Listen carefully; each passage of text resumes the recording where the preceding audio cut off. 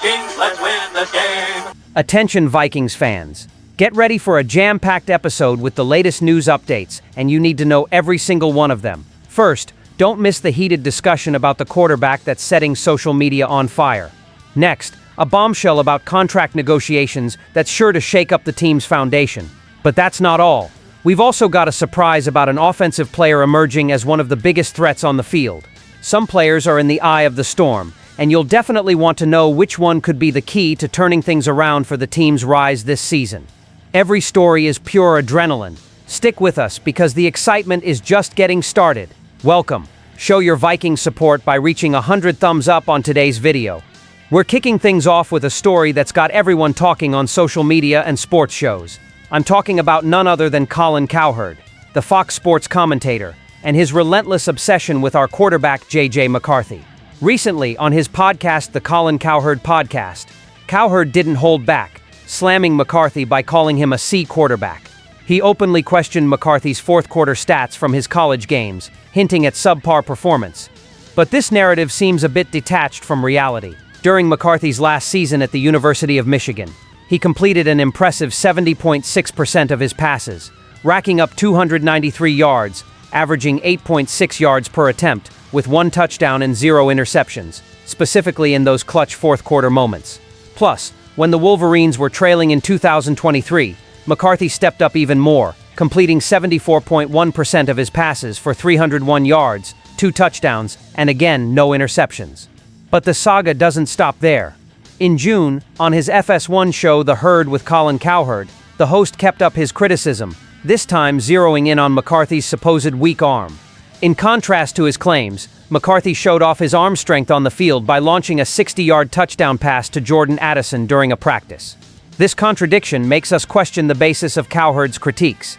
Is it just personal bias, especially since the Vikings chose not to re-sign Sam Darnold, who Cowherd seems to love unconditionally? The commentator's insistence on highlighting McCarthy's weaknesses, even in the face of solid performance evidence, raises doubts about his objectivity. The truth is, as a critic, Cowherd is free to share his opinions. But when those opinions ignore hard facts, it's tough to take them seriously. The fans, analysts, and everyone following the sport expect a minimum level of accuracy and fairness in the takes from such influential sports media figures.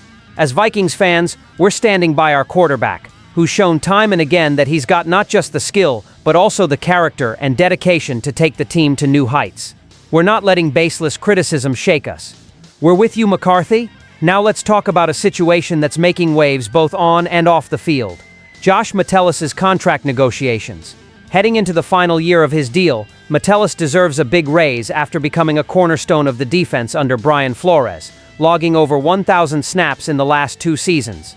Metellus, who signed a 2-year, $8 million extension in 2023 as a key special teams player, has seen his role grow exponentially. Playing nearly every position in the defense, he's the perfect example of what a positionless player brings to the field. And now, the critical question is about his true value. Traditionally, the Vikings announce contract extensions early in training camp to ease tensions. But smoke is starting to rise around Metellus' situation. His wife Haley responded to a comment from General Manager Kwesi Adolfo-Mensah about a great dialogue regarding contract talks with a laughing emoji, a comment that was quickly deleted from a post on the Vikings fan page. Haley's reaction was just the first sign that Josh might be heading into a prove-it year. Despite uncertainties about a contract extension this year, Metellus showed up to practice on Wednesday, reflecting on his decision. The person I am inside this building is the person who's out front, leading, so it makes sense to be here. This step onto the field also signals Metellus' willingness to head toward the exit door, free agency. He shared his resilient mindset. I've always bet on myself since I got into the league, so I'm not worried about going out there and having the best year of my life and seeing what happens. Metellus remains optimistic about reaching a deal, believing in the progress of the talks. But if the Vikings and Metellus, now 27 years old, can't find common ground, he could become a target for other teams next season. Metellus' contract situation is complicated by his unique role in Flores' system. He's undeniably valuable in Minnesota and should be treated as such, but his value on the free agent market is an open question. With Theo Jackson stepping up as a replacement in Metellus' star role and Harrison Smith continuing on a year-to-year basis, Metellus' future with the Vikings is still up in the air, creating a critical storyline for this season's aspirations. Let's dive into a story that's heating up the preseason vibe. Jalen Nailor, the offensive gem, has shown he's ready to take on a major role in our offensive scheme, especially now that Jordan Addison faces a possible suspension. Drafted in the 6th round of the 2022 draft, Nailor exploded last season with 28 receptions for 414 yards and 6 touchdowns, posting career-high numbers. After a full, healthy year, head coach Kevin O'Connell has high expectations, predicting a huge role for Nailor this year. O'Connell acknowledged Nailor's growth after a year of plenty of opportunities and stable health. He returned to practice recently looking sharp and ready to tackle the season's challenges. And with Addison's potential absence, Nailor could very well be the key piece in our offense for the early weeks. During the 2024 regular season opener against the New York Giants, when Addison left with an ankle injury and missed the following games, Nailor stepped up. He shined in wins against the Houston Texans and San Francisco 49ers, putting up an impressive stat line of 6 receptions for 85 yards and 2 touchdowns. O'Connell spoke about Nailor's readiness and versatility, calling the 2024 camp a prelude to an exceptional year, highlighting his adaptability. Matt Holder from Bleacher Report didn't hold back, calling Nailor the Vikings' best-kept secret.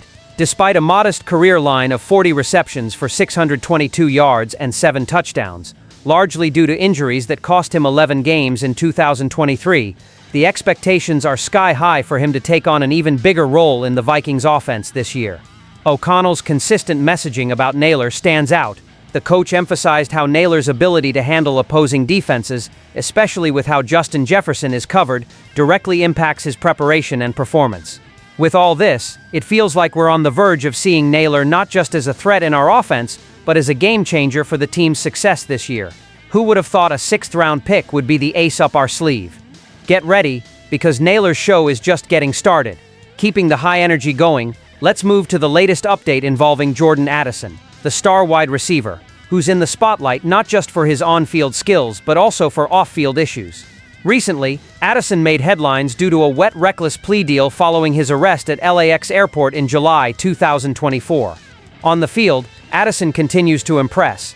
During the first practice of this year's training camp, he stood out in a team video, catching a beautiful pass from J.J. McCarthy during a drill. Despite a slight dip in his 2024 stats compared to his phenomenal rookie season in 2023, Addison improved his per-game production, even after missing 2 games due to injury. Now, as Jordan awaits the NFL's decision on his legal situation, he's focused on doing his part on the field. "Everything's out of my control right now," Addison told reporters. "Whatever the league decides, I'm ready to accept and move forward with the season." This situation raises a delicate question about the impact of off-field issues on a player's career. With Addison facing a possible NFL suspension, there's real concern about how it could affect not just his performance, but also his financial and future viability with the Vikings. According to Michael Giannitti from Spotrac, Addison could lose over $88,000 per game if suspended, and the full guarantee of his remaining 2 years, worth $4.6 million, could be voided. The team still has a 5th-year option on Addison's contract, meaning they'll face a big decision. They could choose to exercise that option instead of locking Addison in long-term until they're sure his issues are resolved. This could be seen as both a safeguard for the team and an opportunity for Addison to redeem himself and prove his true worth, both on and off the field. So, while we await the NFL's decisions, Jordan Addison faces not just a legal challenge, but a pivotal moment in his career. We can only hope for the best and support the player, wishing he'll use this adversity as a springboard to mature and shine even brighter with the team.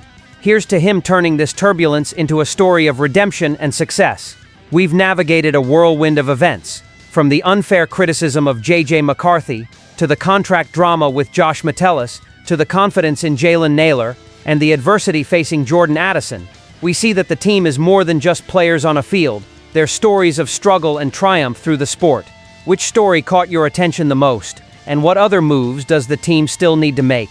Your passion, energy, and loyalty are the heartbeat of Vikings Nation. So, let's keep that energy going. Share this video, drop a comment, and hit that subscribe button for all the latest Vikings updates. Stay tuned, SKOL Vikings, let's go!